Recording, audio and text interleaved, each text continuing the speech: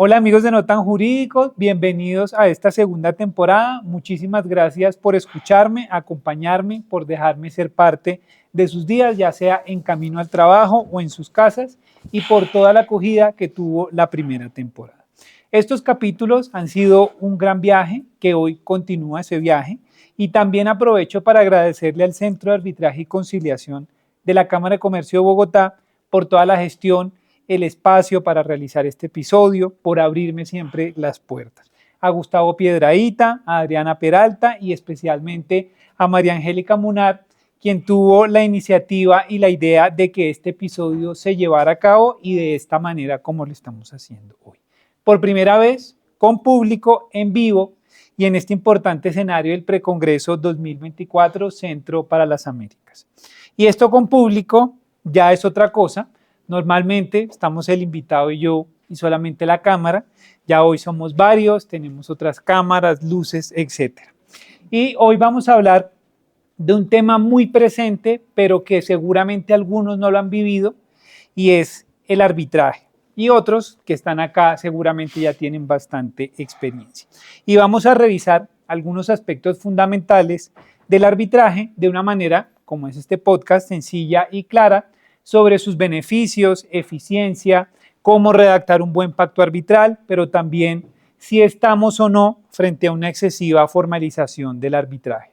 Buenas prácticas a la hora de elaborar un laudo arbitral, la arbitrabilidad de actos administrativos, un tema que está tan en discusión hoy, y también vamos a hablar de otros temas y por eso el título de hoy, arbitraje sin complicaciones. Y qué mejor invitado para hablar de arbitraje sin complicaciones que Henry Sanabria. Quienes lo conocen saben que tiene la facilidad de llevar conceptos complejos a unos términos comprensibles, con ejemplos, siempre presentado con su estilo, con su humor propio, y es abogado de la Universidad Externa de Colombia, especialista en Derecho Procesal Civil y magíster en Responsabilidad Civil de la misma universidad, profesor universitario, ha participado en las más importantes reformas legales en materia procesal, abogado litigante y un reconocido árbitro y secretario de tribunales arbitrales. Gracias, Henry, por aceptar la invitación y bienvenido a No Tan Jurídico desde el Precongreso 2024, un Centro para las Américas. Bueno, muchas gracias. Un honor estar aquí hoy con todos ustedes. No sabía que iba a haber tanto público. No sabía que el público iba a estar con gente que sabe tanto de arbitraje. Porque eso pues le genera a uno algún temor. Veo en el público gente que incluso cuando yo hice el curso de secretario de tribunales en el año 2002, fue mi profesor. Entonces, pues decir, o sea, creo que estamos en un público mucho más calificado que los que estamos aquí sentados. Pero pues les agradezco. No lo vuelvan a hacer, pero les agradezco esa invitación. De verdad, para mí un honor. Y bueno, estamos listos para conversar. Esto lejos creo va a estar de ser una conferencia o algo parecido por el conocimiento y la importancia que tiene ese público. Veo aquí a importantes árbitros, litigantes, secretarios, profesores en materia de arbitraje. Luego creo que lo que aquí vayamos a decir no creo que no les va a aportar nada nuevo, simplemente vamos es como a conversar un rato sobre esta materia. Muchas gracias. Y ojo que todo queda grabado. Lo tengo claro, lo tengo claro. Bueno, y al finalizar vamos a tener unas sorpresas a los asistentes para que pues no se vayan, un libro de nuestro invitado y unas entradas virtuales al Congreso Colombiano de Derecho Procesal. Entonces, para que sea un incentivo más para que nos acompañen hasta el final y para los que de pronto estén por ahí caminando, se terminen uniendo y los inviten. Para entrar en calor en el tema, aunque aquí por las luces, etcétera, no hay mucha necesidad, ¿cómo llegó usted al mundo del arbitraje y qué caso recuerda, sea por la importancia, por la dificultad, por el tema, que fuera retador? ¿Cuál fue ese caso y cómo llegó usted al mundo del arbitraje? Pues al mundo del arbitraje llegué como creo que hemos llegado la mayoría de todos nosotros. Uno llega al arbitraje porque está trabajando con algún abogado o en una firma que el abogado termina fungiendo como árbitro, como secretario o como apoderado. Porque pues a nadie recién egresado le llega un arbitraje. O sea, de pronto un arbitraje social, pero diéramos, nadie le llega pues un arbitraje, porque eso requiere pues de unos conocimientos, de una experiencia. Entonces yo tuve pues la fortuna de que llegué gracias a un proceso, trabajaba con un abogado y empecé a meterme en el tema. Obviamente mi formación siempre ha sido la de los juzgados civiles del circuito, carrera 10.1433, y gracias a esa formación como litigante, pues me permitió tener, pues poder pues adelantar el proceso y estar allí. De hecho, uno de los árbitros está aquí sentado de ese primer tribunal en donde yo fungí como apoderado. Ya después, pues decidí hacer el curso de secretarios. Yo siempre recuerdo que llegamos varias personas al curso de secretarios y yo fui el único que llegué con el Código de Procedimiento Civil en la mano. Y eso nos va a permitir seguramente hablar del siguiente tema, y todo el mundo me decía, ¿y usted por qué llegó aquí con el Código de Procedimiento Civil si es que esto es arbitraje? Yo decía, pues hasta donde tengo entendido, el arbitraje es un proceso declarativo, y así se ve en Colombia, como un proceso declarativo, claro, un mecanismo alternativo de solución de controversias. Claro, existe una parte sustancial muy importante del arbitraje, pero al fin y al cabo, el desarrollo del arbitraje es un proceso.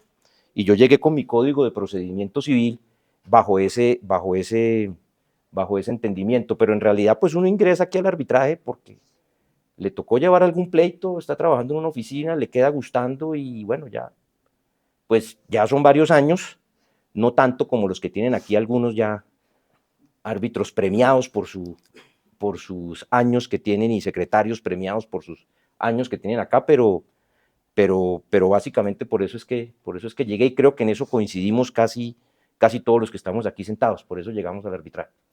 Bueno, ¿y cuál es el caso entonces que más recuerda? No, pues muchos como apoderado,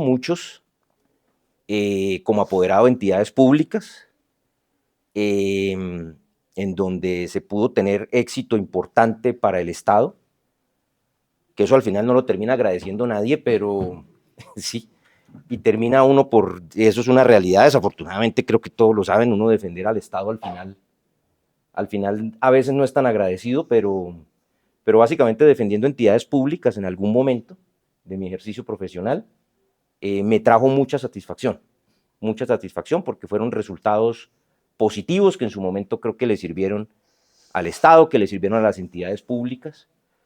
En ese momento, desconozco ahora, pero en ese momento cada entidad pública después de un laudo tenía un aprendizaje y decía, esto a futuro no se puede hacer así, hay que corregir, hay que modificar esta forma de ejecutar el contrato, de pensar los riesgos, de planear la obra, pero ahora nombres propios no, porque yo soy muy flojo como para ir dando esos nombres propios.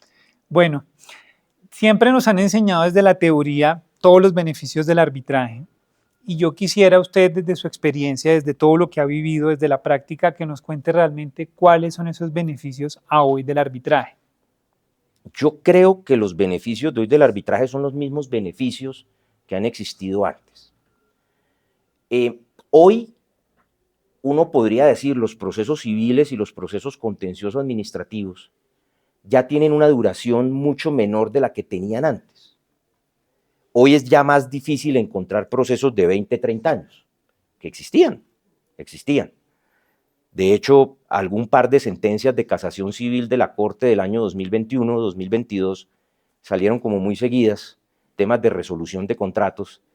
Uno miraba el número de erradicación y una decía 1989 y otra decía 1991. Es decir, más de 30 años para resolver un proceso. O procesos ante lo contencioso administrativo de contratos, todavía se están resolviendo contratos con el decreto ley 222. Entonces uno dice, indudablemente, a pesar de que hoy los procesos están más rápidos, ya hoy no podemos hablar de procesos civiles de 15, 16 años. Hoy estamos hablando de 5 o 6 años, que sigue siendo mucho, pero se ha avanzado. Pero el arbitraje sigue siendo una solución muy importante para que tengamos una decisión pronta, una decisión promedio 1 o 2 años que permite pues a las partes obtener esa justicia pronta que muchas veces no se encuentra ante la jurisdicción ordinaria y de lo contencioso. No por culpa de los jueces ordinarios ni de los jueces de lo contencioso, porque yo creo que tenemos buenos jueces, sino por la gran cantidad de procesos que de pronto no se compadece con la oferta de justicia que da el Estado. Yo sigo pensando que necesitamos más jueces, sigo pensando que necesitamos una redistribución de los juzgados y de las competencias en el país. Hay juzgados civiles del circuito que tienen 700 pleitos al despacho, otros en otros lugares del país que tienen 100. Entonces eso necesita seguramente una ingeniería, pero mientras eso no produzca efectos, mientras no tengamos una administración de justicia que responda más rápidamente, el arbitraje seguirá siendo una solución viable, a lo cual yo agregaría la especialidad del conocimiento de los árbitros. Un juez civil del circuito tiene que resolver al mismo tiempo procesos reivindicatorios, pertenencias, restitución de tenencia por arrendamiento, contratos de seguros, de transporte, ejecutivos, ejecución de garantías, mientras que un árbitro pues tendrá que resolver e involucrarse en su proceso, y eso va a permitir seguramente mucho más cuidado y mucho más especialidad. Sigo pensando también que tenemos una gran oferta de árbitros, hay árbitros muy importantes en nuestro país, unos juristas que verdaderamente asumen los procesos con toda la seriedad, con toda la responsabilidad. Yo he tenido la suerte de que en los casos en los que he sido secretario siempre he tenido grandes árbitros en donde he sido apoderado con independencia del resultado. Claro, de pronto si el laudo no sale bien, pues uno al principio dice, no, pues, qué tribunal tan malo, pero a veces uno con el tiempo le va pasando la tusa arbitral, y claro, cuando uno pierde el pleito, pues ¿quién va a estar contento de perder un pleito? Pues nadie, ¿no? Pero uno con el paso del tiempo de pronto se va dando cuenta y va diciendo, sí, yo sabe que yo creo que yo no probé esto, yo creo que de pronto en el laudo tenían razón, porque yo sí creo que la mayoría de laudos arbitrales, por lo menos en lo que a mí me ha correspondido, los tribunales son serios, los tribunales son responsables, todos los días vemos árbitros mucho más comprometidos, que trabajan y que se esfuerzan mucho. Yo creo que eso también es un buen mensaje que tiene el arbitraje interno en nuestro país. Ustedes estarán diciendo, no, pues es que ha hablado solamente de cosas buenas, pero es que de verdad yo lo siento así. Yo creo en esta institución y siempre que nombro árbitros, estoy convencido de que a la gente que estoy nombrando le conozco el trabajo y sé que va a haber una decisión importante, seria, que no va a quedar prueba sin revisar, que no va a quedar argumento sin revisar. A veces, desafortunadamente, uno en los juzgados civiles, pues sí, desafortunadamente el juez no tiene tiempo. Por la gran cantidad de procesos no tiene tiempo de dedicarle todo lo que uno quisiera que le dedicara al pleito de uno. Porque pues el tema no da, ¿sí? O sea, si uno le dice, señor juez, póngale mucha atención a mi proceso. Y el juez le va a decir, sí, pero como el suyo tengo 800 más, ¿no? Entonces, en cambio el árbitro, yo creo que uno nombrando un buen árbitro va a conseguir eso. Pues sigo creyendo en la institución arbitral, y creo que pues alguien seguramente dirá, no, a mí no me ha pasado así, a mí sí me ha ido mal, pero en términos generales, mire, por estar hablando bien del arbitraje, alguien ya nos está interrumpiendo, pero no, yo creo que estamos en presencia de un buen mecanismo, y la muestra es que en Colombia ha tenido un gran desarrollo. O sea, en Colombia el arbitraje tiene un gran desarrollo, un gran número de laudos al año, de procesos muy importantes, muy trascendentes para la economía, para diversos sectores, y eso creo que es muestra de la importancia que ha tenido nuestro mecanismo. Ojalá algún día tengamos una jurisdicción ordinaria, una jurisdicción de lo contencioso administrativo que nos ofrezca más posibilidades, que nos ofrezca más especialidad, que nos ofrezca más rapidez, y eso seguramente es el ideal, que todos lleguemos allá. Pero mientras no, el arbitraje va a seguir siendo un mecanismo muy importante. Bueno, y aquí algunos consideran, y usted nos hablaba que usted fue el único que llegó con el Código de Procedimiento Civil en ese momento, algunos consideran que nuestro arbitraje nacional está excesivamente formalizado, procesalizado, que raya incluso con la naturaleza propia del arbitraje, que busca ser mucho más flexible. Y curiosamente, como lo decía María Angélica y se reía, dos procesalistas hablando de si el arbitraje está o no procesalizado. ¿Qué considera usted? ¿Qué cree que si efectivamente se debe desformalizar un poco el arbitraje o que estamos bien? Mire, varias cosas. Lo que pasa es que a la gente le da pena decirlo, pero todos los que están aquí sentados tienen un procesalista en su corazón. A todos los he escuchado hablando de la reposición, del término de ejecutoria, de la sustentación del recurso, de las copias, de los 2 días del decreto de la ley 22. A todos los he escuchado y los he escuchado sacando sus teorías. O sea, todos aquí tienen un procesalista en su corazón. Que les dé pena decirlos es otra, que dé pena decirlos es otra cosa.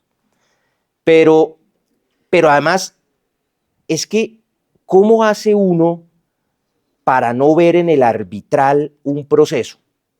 O para no hablar de proceso arbitral, si en el arbitraje interno colombiano, desde el artículo 116 de la Constitución Política, se dice que los árbitros administran justicia. Claro, no como los jueces ordinarios, porque lo hacen de manera transitoria y excepcional, pero administran justicia. ¿Y cómo hace usted para llegar a un laudo arbitral, que es una sentencia judicial, sin que exista un proceso antes? Entonces es muy difícil criticar al arbitraje por estar procesalizado o pensar en un arbitraje desprovisto de reglas procesales. Pues yo no sé, a mí no me cabe en la cabeza, porque finalmente hay que llegar a un laudo, y para llegar a un laudo hay que practicar unas pruebas, hay que exponer unos alegatos de conclusión, y para llegar a la práctica de pruebas hay que exponer el litigio en la demanda, contestación, reconvención. ¿Cómo hacemos? Pero la muestra de eso es que la amigable composición fue presentada como un mecanismo absolutamente desprovisto de reglas procesales. Y uno ve a la gente en las amigables composiciones citando el Código General del Proceso, pidiendo que no, entonces deme la oportunidad de volver a preguntar como lo dice el Código General del Proceso, deme término. O sea, fíjese que muchas veces para resolver una controversia, pues se hace necesario que tengamos las formas procesales. Pensar en un arbitraje absolutamente vacío de normas procesales, sin normas procesales, para mí es imposible. Cosa diferente es que las normas procesales no se interpreten como se deben interpretar. A la norma procesal no hay que tenerle miedo, porque la norma procesal lo único que busca es garantizar el derecho sustancial. Si usted aplica una norma procesal y el resultado es que le permitió a las partes preguntar, le permitió a las partes recurrir, le permitió a las partes exponer sus puntos de vista, la parte pudo darle al juez los elementos de juicio que consideraba, es porque usted aplicó bien la norma procesal, ¿sí? Entonces, ¿qué pasa? También creo que es posible que nuestro estatuto de arbitraje amerite unos ajustes, y eso lo estamos viendo todos los que estamos en el medio arbitral desde hace 5 años. Había un proyecto de ley que se presentó 2 veces y las 2 veces se hundió, que provino de los mismos participantes del medio arbitral, donde ajustaba la ley 1563, y más que ajustaba, yo diría, la afinaba, reducía ciertos términos, o sea, cosas que todos los días las sufrimos, el excesivo término que hay para reformar una demanda, ¿no? La gente se critica, es que ¿cómo así vamos a hacer audiencia de conciliación? Y llegaron con la reforma de la demanda, pero si es que la ley lo permite. O sea, ¿cuál es el problema? Entonces, de pronto, ese tipo de cosas hay que ajustarlas para permitir especialmente que la etapa introductoria del proceso arbitral sea una etapa mucho más rápida. Hoy, desafortunadamente, por el esquema que tenemos, llegar a la primera audiencia de trámite se está volviendo muy demorado por las posibilidades que hay de demandar, reconvenir, reformar, etcétera. Llamamiento en garantía, reforma del llamamiento en garantía, llamamiento del llamamiento en garantía. Entonces estamos viendo que, claro, son normas permitidas que nos están llevando a que entre la presentación de la demanda y la primera audiencia de trámite perfectamente pueda pasar 1 año, pueda pasar 1 año y medio. Pero si ustedes se dan cuenta, después de la primera audiencia de trámite, el proceso arbitral va rápido y va como debe ir, un proceso oral, un proceso con audiencias, un proceso donde prevalece el derecho sustancial, en donde las partes tienen la oportunidad de preguntar, en donde los árbitros son amplios en el decreto de las pruebas, en donde la oportunidad para alegar es 1 hora comparada con la que uno tiene en un juzgado civil del circuito, que son 20 minutos, acá es 1 hora, acá se da o sea, creo que ahí el proceso arbitral no ameritaría tantos ajustes. Creo que esas reformas ya están escritas, ya están escritas. Ya todo el mundo sabe qué hay que hacer para desformalizar el proceso arbitral. Seguramente falta pues, que se presente un proyecto de ley, que haya una voluntad política para que eso llegue a feliz término. Pero para volver a la pregunta, que si se critica mucho al arbitraje por estar excesivamente procesalizado, no hay nada que hacer. El arbitraje, a mi modo de ver, es un proceso. Cosa distinta es que a veces las normas procesales no se apliquen como corresponde aplicarlas. Entonces, lo que usted nos dice y desde su experiencia entonces es una incorrecta aplicación de la norma procesal, no teniendo presente justamente que lo que busca es la protección del derecho sustancial más que el procesal y no el rito solamente por el rito. Entonces, desde eso, ¿qué recomendaciones nos daría usted para llevar un trámite arbitral sin tener que procesalizarlo en extremo, tampoco desconociendo el proceso, como dice el dicho, ni tanto que queme al santo, ni tampoco que no lo alumbre? ¿Cuál sería ese punto medio? ¿Qué recomendaciones daría usted? No, esa sí es la pregunta más difícil que hay. Vienen más difíciles. Porque usted está me diciendo cuál es la fórmula para que un arbitraje vaya bien, no tengo ni idea. Porque eso será en cada caso concreto. Pues yo sí creo que el gran éxito de un proceso arbitral está en la escogencia de los árbitros. Usted escogiendo buenos árbitros ya asegura, pues seguramente no que va a ganar el pleito, pero sí que por lo menos el proceso va a estar bien llevado. Y repito, acá hay árbitros con mucha experiencia, que conocen muy bien el tema arbitral, que no se enredan, que son garantistas, pero al mismo tiempo saben llevar el procedimiento. Entonces, lo primero, la escogencia de los árbitros, y lo segundo es que los apoderados, y todos somos apoderados, y todos debemos saber que también el proceso va a caminar siempre y cuando el apoderado esté en una conducta de buena fe, de lealtad y de transparencia. Si usted quiere entrabar el trámite de un proceso, seguramente lo va a lograr a punta de recursos y lo va a lograr a punta de peticiones, pero pues también en eso yo creo que se exige colaboración, un buen tribunal, unos buenos árbitros, un buen secretario, pero también unos apoderados que estén dispuestos a colaborar y a que el pleito se resuelva. Yo también dijéramos, en la práctica creo que he gozado de la suerte de tener muy buenos apoderados. Todavía no me ha tocado pues el que recurre todo, ¿no? El que recurre hasta cuando le envían el enlace de Zoom, ¿no? Lo recurre y deja constancias por todo y deja manifestaciones por todo. Creo que he sido un afortunado que no me ha tocado, y los que me han tocado, creo que con el curso del proceso se han dado cuenta que ahí no se trata de maltratar a nadie, sino de llevar el proceso a buen término. Usted me pide ese consejo, yo le diría una buena escogencia de unos buenos árbitros, que el tribunal escoja un muy buen secretario, que los hay muchísimos, y que el apoderado esté respetando ese mandato de lealtad y de buena fe que uno debe tener. O sea, uno como abogado en sus actuaciones tiene pues que ser serio, ser claro, siempre sustentado y siempre con un ánimo de colaborar al tribunal. Y eso pasa, por lo menos hasta que uno pierde el pleito, ¿no? Entonces, ya después, no, mentira, listo, sí. Tampoco estaba entonces tan difícil la pregunta. Bueno, uno creería, y hay mucha actividad pedagógica de cómo redactar un pacto de forma correcta, pero la realidad, y aquí vimos con el centro, incluso destacamos, pero no podemos por la grabación proyectar, los errores más comunes al momento de redactar las cláusulas. Yo quiero que muy brevemente pues nos cuente un poco de cuáles son esas cláusulas patológicas, cuál es la recomendación, cuáles son además esos errores más comunes en los que incurre la gente, incluso porque ve uno hoy que frente a contratos estatales muy importantes se incluyen cláusulas patológicas. Entonces, si nos cuenta un poco qué es eso de las cláusulas patológicas y cuáles son sus recomendaciones para la redacción de un buen pacto. Mire, es que eso también es muy propio de nosotros los abogados, que nos gusta siempre que todo lleve nuestro sello en la redacción.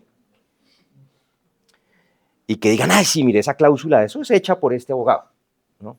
Cuando ya las cláusulas compromisorias, la forma de redactarla está inventado.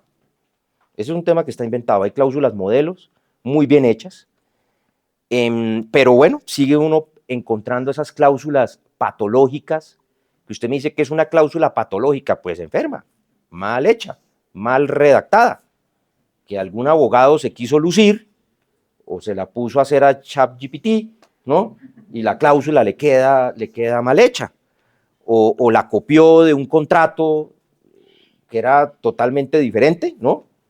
Que era una cláusula de pronto para un arbitraje de otro país y la copiaron acá, o sea, es muy frecuente. Mire, uno todavía sigue encontrando cláusulas en donde dice el término de duración del proceso será de 1 mes desde la presentación de la demanda. ¿Uno cómo hace con esa cláusula? Uno tiene 3 opciones. Primero, no aceptar el tribunal. Porque yo cómo voy a aceptar un tribunal donde de entrada sé que no voy a cumplir con el término. Segundo, decirle a las partes que la modifiquen. Pero ya para ese momento a veces es muy difícil, porque precisamente ya las partes están agarradas. Ya las partes no quieren saber, uno, nada de la contraparte. Y sentarlos a que modifiquen una cláusula, muy difícil. Y tercero, interpretarla. ¿Y cómo uno interpreta una cláusula de esas que se ven todos los días? Que dice que 1 mes desde la presentación de la demanda. A lo sumo, en mi opinión, pero pues es la mía, ¿no? Uno podría llegar a interpretarla y decir 1 mes, pero a partir de la finalización de la primera audiencia de trámite, porque antes de eso pues no pueden estar corriendo términos. Pero uno le dice, pues sí, doctor, muy bonita su interpretación, y si el juez de la anulación interpreta otra cosa, pues nos anulan el laudo. Entonces, por ejemplo, o todavía cláusulas que traen en la designación del árbitro parte.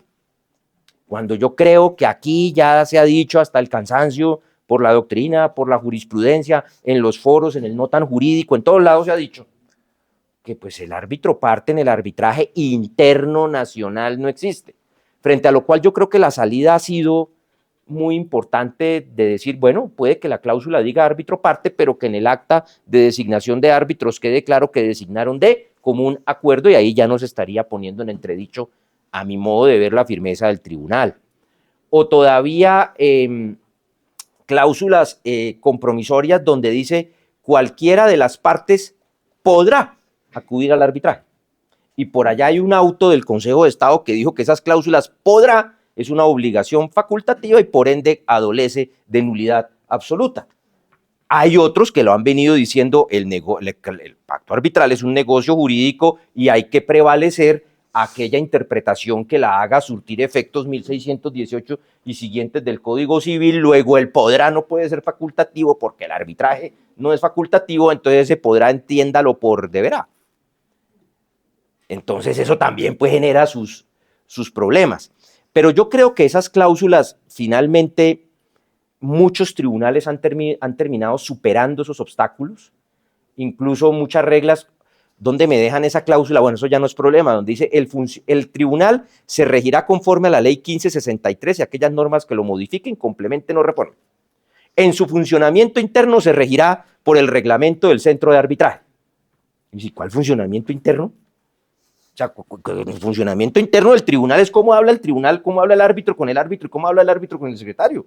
Yo no he visto otro funcionamiento interno del tribunal. Entonces eso termina generando esos criterios interpretativos de decir, ¿este es un tribunal por reglamento o este es un tribunal por ley? Creo que ya en el reglamento pues está la norma que dice que si se llega a mencionar el reglamento es porque es el reglamento. Entonces ahí ya uno encuentra una solución. Pero eso seguramente todos los días se van a seguir presentando problemas. Al fin y al cabo, el pacto arbitral es un negocio jurídico. Como negocio jurídico sujeto a interpretación, nunca uno va a encontrar la redacción perfecta. De ahí la importancia de tener un buen árbitro, un buen tribunal que interprete el tribunal y, como dice por ahí, eche para adelante. Porque aquí lo que se trata es de resolver la controversia. Bien, entonces, de lo que hablábamos justamente, y se me adelantó un poquito a las preguntas, vimos que han habido ciertos cambios de postura frente a la interpretación del pacto, que el Consejo de Estado, en algunas decisiones que usted ha destacado, que algunos llaman pro arbitraje, ha dicho que es válido que el juez interprete el contrato porque la ley pues no impuso una forma específica.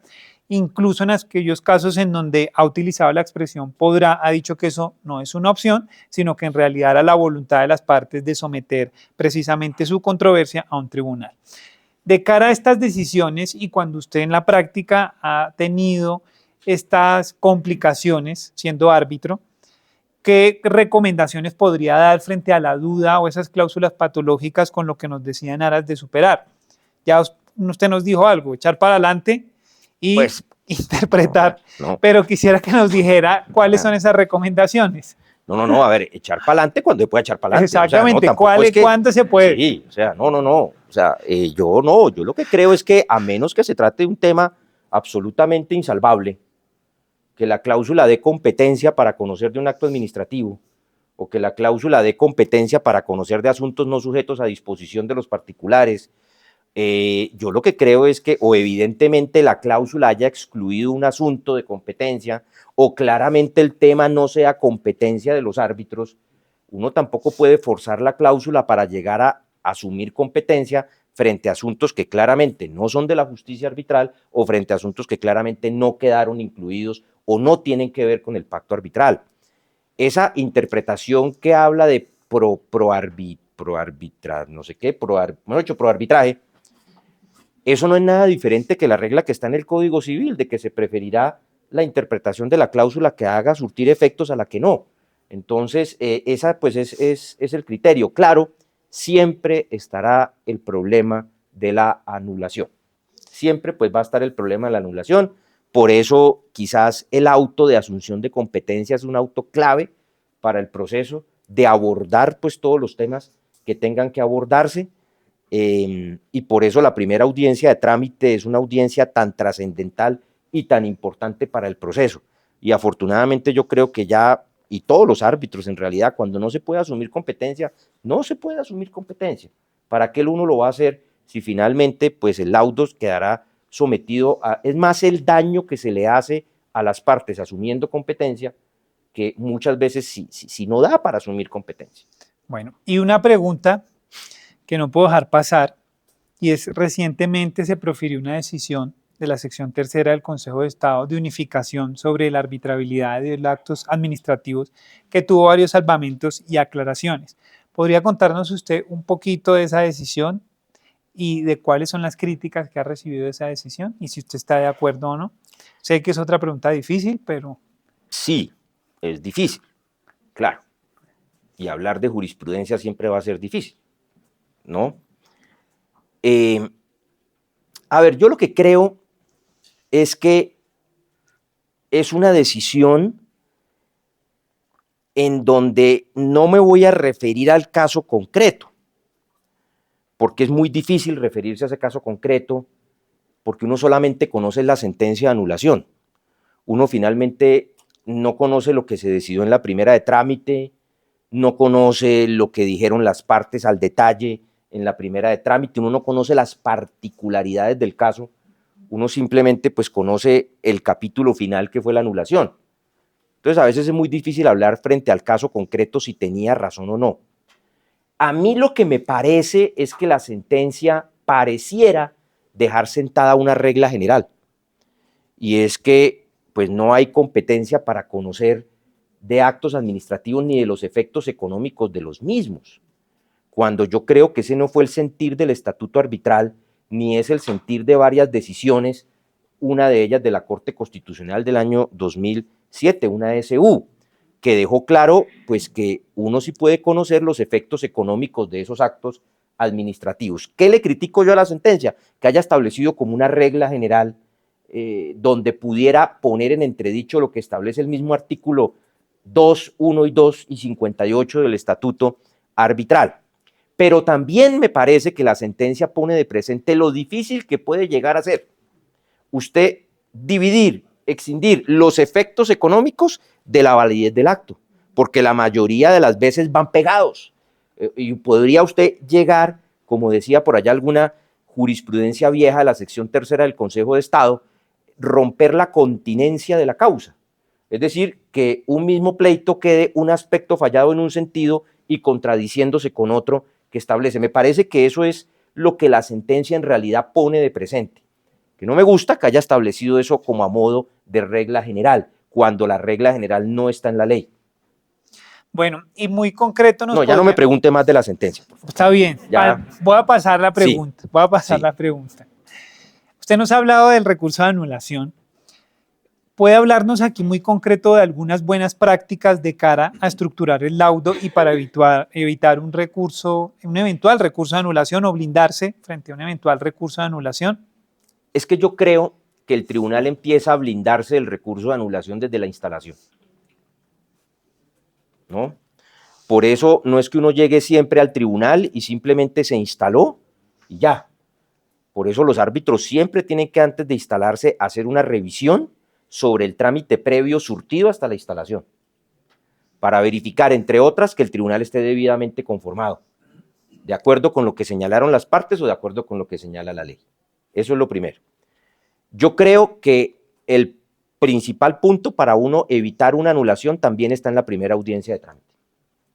Porque miren que si no hay jurisdicción, si no hay competencia, si hay un tema de caducidad, si hay un tema de inexistencia, nulidad e ineficacia o imponibilidad del pacto, es en la primera de trámite donde uno ya tiene que empezar a blindar el laudo.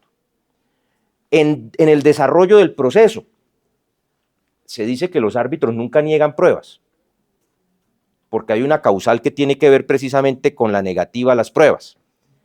Ese puede ser un temor, no lo voy a calificar, ni voy a entrar a criticar, porque pues todos hemos pasado por ahí y seguiremos pasando por ahí. Y es, a veces los árbitros son muy amplios en el tema probatorio por el temor a esta causal de anulación. Pero uno se pone a mirar, para que esta causal de anulación prospere se requiere mucha cosa.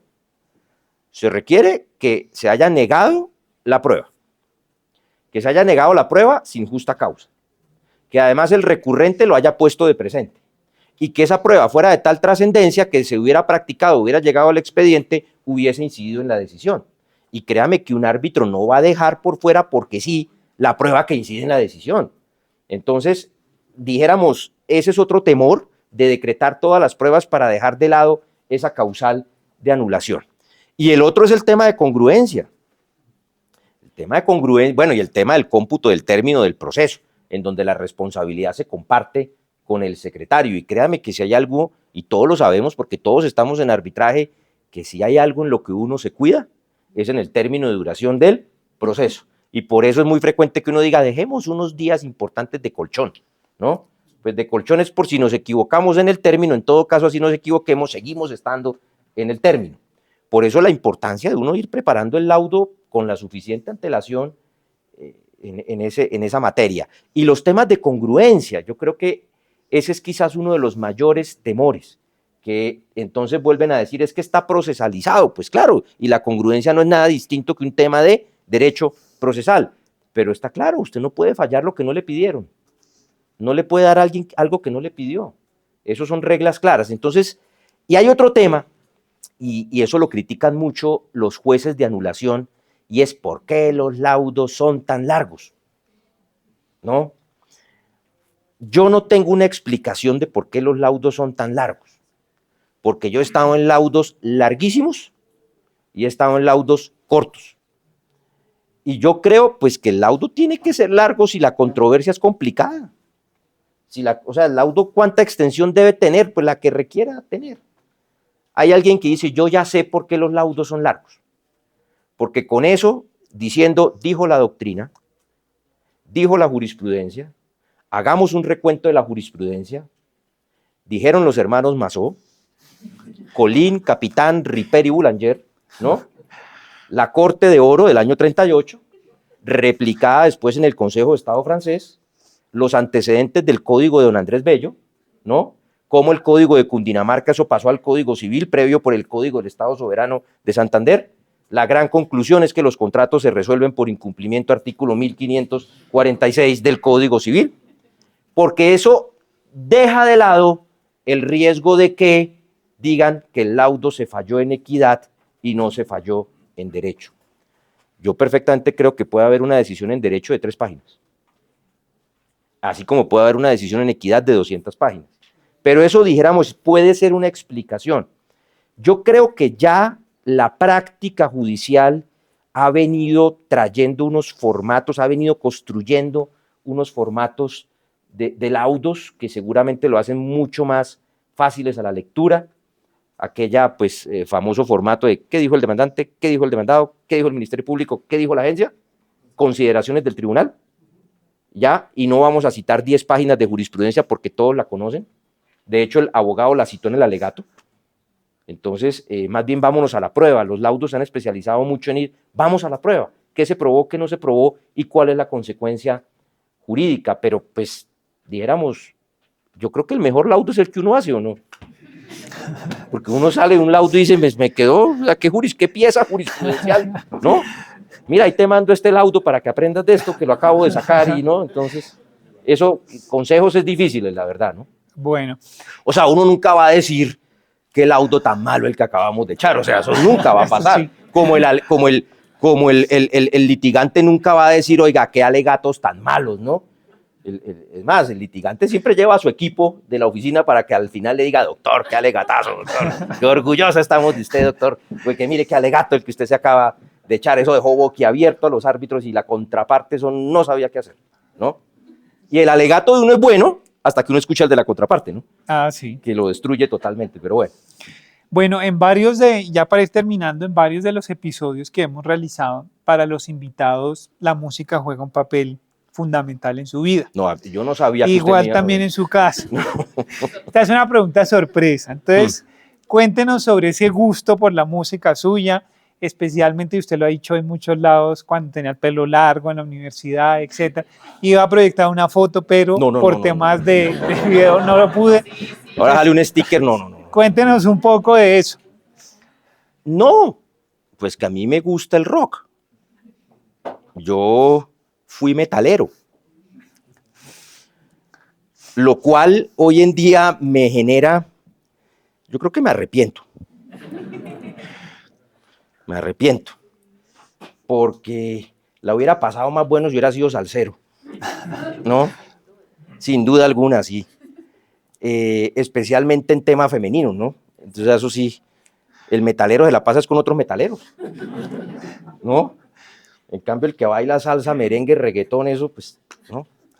Ya, no, pero pues obviamente es un tema de juventud, ¿no? Un tema de juventud, tuve el pelo largo, así no lo crean. Pero obviamente, pues claro, ya llega un momento en que ya la profesión de abogado le empieza uno a exigir ciertas cosas, ¿sí? Y ya lo obliga pues uno a cambiar, y ya me puse la corbata, no me quito la corbata. Obviamente por razones que son obvias no puedo tener el pelo largo. Doy gracias a Dios no haberme hecho tatuajes, estuve cerca de hacerme un tatuaje, ¿sí? Porque pues no sé, pues yo soy de ese pensamiento, seguramente las nuevas generaciones eso piensan otra cosa, pero imagínese usted en la primera trámite haga así que aquí salga un dragón, ¿no? O sea, y sí, eso sí, pero no, nada, eso es un tema ya superado, me sigue gustando el rock, tengo buenos amigos, hay grandes abogados que saben muchísimo de rock, que van a conciertos, allá los encuentro, ¿no? Allá les digo, quien lo viera usted, doctor, ¿no? Hablando de la competencia acá, ¿no? Pero nada, no, era un gusto que tengo, me sigue gustando mucho. Tengo la fortuna de que mis dos hijas me siguieron en ese gusto, son mis compañeras de concierto, y me gusta mucho, ya obviamente lo que uno hace es leer más de rock, investigar más de rock, escuchar rock, me gusta mucho ir a conciertos. Bueno, ya que usted habla aquí de conciertos, si tuviera la oportunidad de un encuentro con Iron Maiden o Metallica, ¿qué elegiría? Creo que varios árbitros ya decanos no saben de qué estamos hablando, ¿no? Hubieran preferido que le hablaran de los melódicos de Bovea y sus vallenatos, pero cualquiera de los dos. Cualquiera de los dos. Eso es como usted le pregunta a un civilista, ¿a quién hubiera querido conocer? ¿A los hermanos Mazó, a Colín y Capitán? A cualquiera de los dos. A Carneluti o a Calamandrei, cualquiera de los dos. ¿Listo? Bueno, muchas gracias, Henry, y no olviden el próximo año el 7º Congreso del Centro de Arbitraje y Conciliación de la Cámara de Comercio de Bogotá, el cual se realizará en Cartagena en abril de 2025. No se lo pierdan. Nuevamente, muchas gracias y nos vemos en el siguiente episodio de este viaje llamado No Tan Jurídico.